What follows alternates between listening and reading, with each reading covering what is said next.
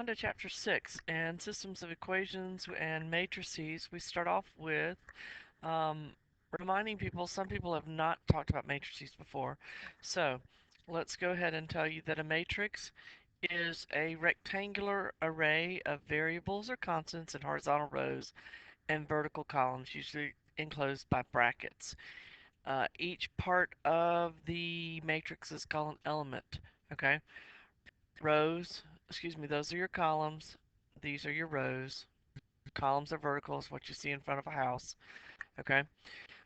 The dimensions of a matrix are always given by the rows and the columns. Okay. The above matrix has 3 rows and 4 columns, so it is a 3 by 4 matrix. Okay. The next thing we have is something called a scalar. And a scalar is any number in front of a matrix, and basically you distribute it just like you would distribute over addition or subtraction.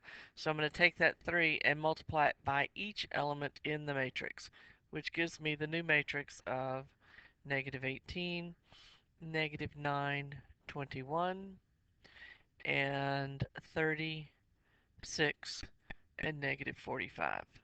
And again, so this matrix, just to help you be aware, this matrix is 2 rows by 3 columns, so we say it's a 2 by 3 matrix, and each element is defined by its row and its column. So I asked you for the element that is, we say A, 2, 3, then that means tell me what element is in the second row, the third column. Second row, third column would be negative 45.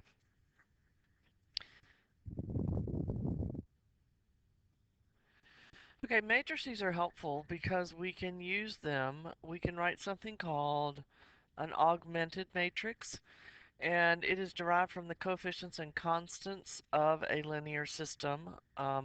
We also can have something that is just the coefficient matrix. Okay, here's an example of a system of equations. They're in order x, y, z, and then your constants. And you have an augmented matrix that has just the coefficients of x, y, and z, dotted line, and then the constants, and then sometimes you will have a coefficient matrix that we'll refer to later in the chapter. Okay, but just to make sure, write the augmented matrix for each system of equations. Okay, we have w, x, y, and z. So I actually have 4 and the constant term. So when I'm writing this matrix, I have w, x, y, and z, dotted line, and then my constant. The next one, I have w, x, y, z, and my constant. And then I have w, I don't have a w, x, y, and z, and there is my constant. Okay? And another example, again, w, x, y, and z with our constant. So again, we're going to have 4 of them across. So I have w, x, y, z, and a constant. And then I'm going to have w, x, oh no x, take that away, uh, and bring my dotted line down, w, x, y, z, constant, w, x, y, z, and a constant, and then w, x, y, z, and our constant. Okay, so we have operations that we can perform with matrices. We can interchange any 2 rows, multiply one by a non-zero number, and add a multiple of one row to a number. So you're going to see in just a second that we're going to perform these operations to help us get into something called row echelon form. Okay, You need to understand what that looks like. And basically it means that I'm going to have ones down my diagonals and zeros below it. Okay? And we're going to talk about what the different, what they mean and how we interpret them. Okay? Let's go do some examples. Determine whether each matrix is in row echelon form. So this first one, the answer is no. Okay, because whenever you have a 1 down the diagonal, these two rows would need to be interchanged. If they were interchanged, it would be in row echelon, because you have to have your 1s down your diagonals and zeros everything below it. So I have 1s down the diagonal, zeros everywhere. Yes, it is in row echelon form. Okay, in this one, I do not have 1s down my diagonals. If I had switched some things, then I would. So again, this one is not in row echelon form. Okay, then we have something called reduced row echelon form, and the difference between reduced row and row is that the reduced row has zeros everywhere except for down the diagonals. So if you look back at this one has numbers above it, this one has all zeros. So that's the difference between them. And we like reduced row echelon, that's the one we're going to work towards. So write each system of equations in triangular form using Gaussian elimination and then solve it. We're actually going to use a matrix to do these problems. Okay, so we're going to write I didn't talk about the Gaussian elimination. I want you to do this problem when you do it in your homework using matrices. Okay, as I am fixing to do right now. So first off, I have x, y, and z. So this says x, y, not x, y, and z, x, y, and a constant. So I'm going to rewrite this one um, however you want to do it. If you can write it above. And that becomes 7x plus 4y equals negative 17. So I bring the 7x over here and the 17 over there. Now, um, it doesn't matter which way you do this or how you set it up. It's the top row, so I'm going to go ahead and write it as that top row. 7, 4, and I have my dotted line for negative 17. And then I have 8, 5, and negative 19. Now I am going to work to get this in reduced row echelon form, which means that I'm going to try to make it look like this. I'm going to have ones down my diagonals and I'm going to have zeros everywhere else. And when you do this, you want to start up here at the 1, then go to your 0, then try to make a 1, and then go back up to your 0. So that's going to be my method on any 2 by 2. So the first thing that I want to do is I'm going to take this and multiply row 1 by 1/7 or divide by 7, however you wish to look at that.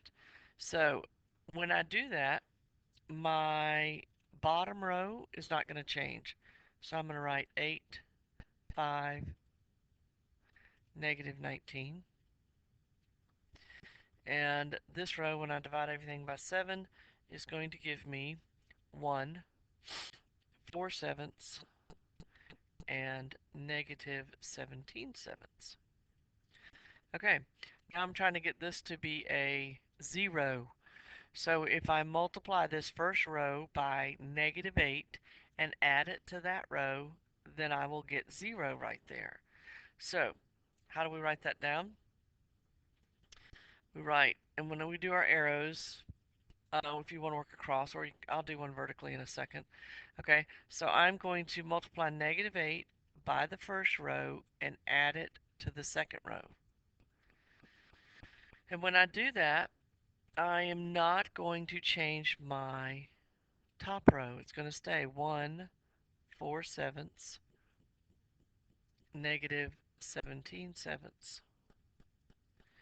And my bottom row, okay, I'm going to multiply this by negative 8, add it to 8, I'm going to get 0.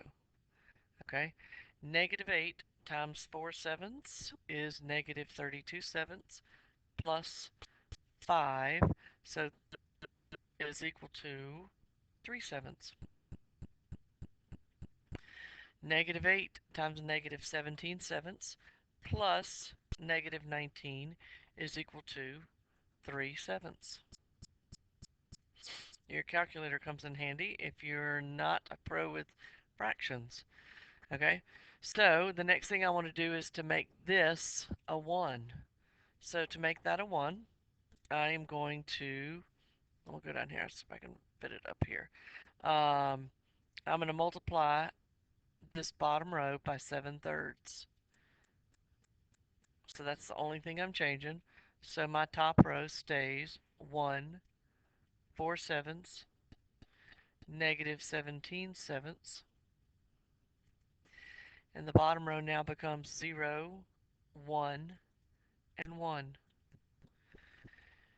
And now, actually I wanted to make, my bad, -17/7. Trying to make it easier to follow here. This becomes 0, 1, and 1. And now for the last one, I got to make this a 0. Okay? And whenever you're trying to get a 0, you're multiplying 1 by the opposite of that number and adding it. Usually when you're trying to get a 1, you're dividing. Okay? So I'm going to multiply -4/7 times the second row and add it to the first row. My bottom row will stay the same, 0, 1, 1. And now my top row, when I multiply that by -4/7 and add it to that, I still have a 1. -4/7 and 4/7, and -4/7 and -21, -17/7 is -21/7, which becomes -3. So this gives me a final answer. And the important thing to realize is what this says is this says x equals -3 and y equals 1. So the answer to this is -3, 1.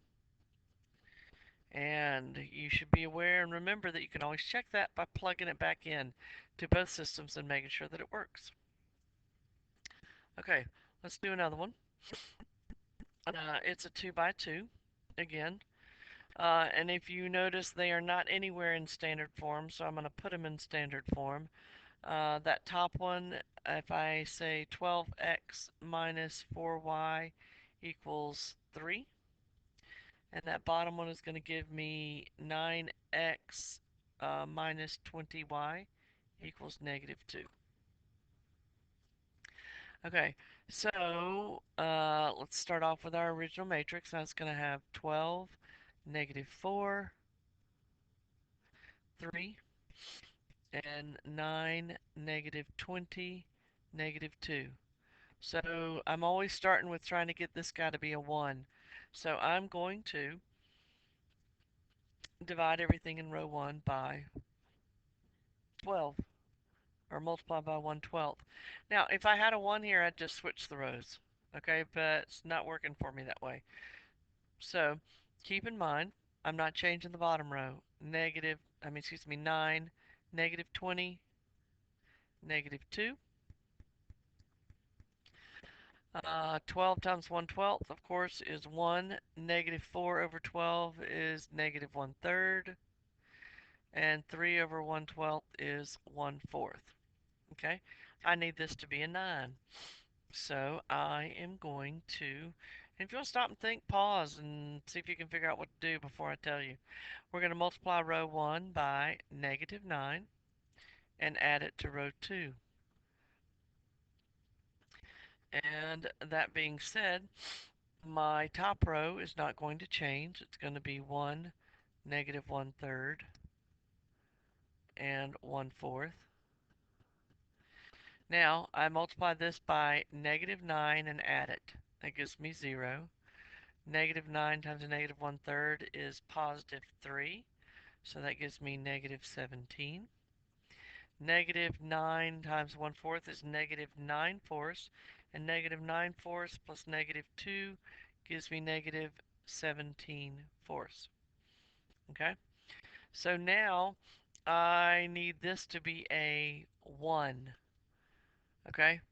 So if that is a 1, then I'm going to multiply everything down here by, or divide it by -17. I'm going to go ahead and write it. -1/17 times R2, row 2. again, my top row won't change here. So I'm going to have 1, negative 1/3,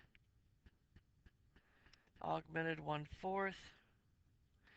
And now my bottom row is going to be 0, 1, and 1/4. So now I'm trying to get this top element to be a 0. So I'm going to multiply the bottom row by 1/3 and add it to row 1. And notice whatever one we multiply by, that's the one that stays the same. I multiplied by row 1, it didn't change. I multiplied by row 2, it's not going to change. It's going to stay the same. So on the bottom, I'm going to have 0, 1, 1/4. And now on the top, obviously 0 plus 1 is going to give me 1. 1/3 and negative 1/3 gives me 0. And 1/12, what do we do? Yeah, 1/12 plus 1/4 is actually going to give me 1/3. So I have my reduced row echelon form, which then tells me that my answer is x equals 1/3 and y equals 1/4.